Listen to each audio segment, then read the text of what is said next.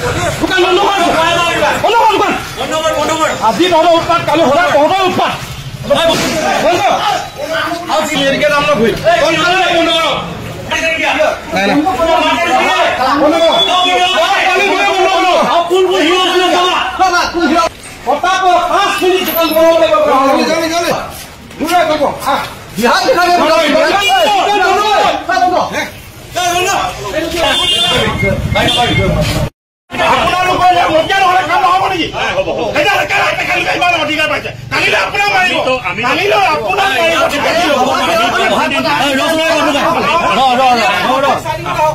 এতিয়া মই এটা যুক্তি দেখাম চাব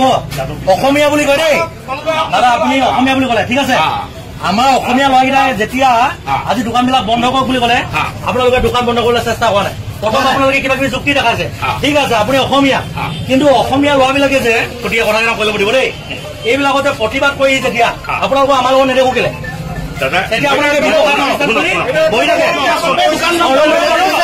প্ৰধান ক'বলৈ দিয়ক না ক'বলৈ দিয়ক এইটো যুক্তি চাওক ৰাইজে চাওক চবে দোকান বন্ধ কৰিলে এই মালটো উলিয়াইছে ই প্ৰশ্নৰ উত্তৰ দিয়ক না এই উত্তৰটো দিয়ক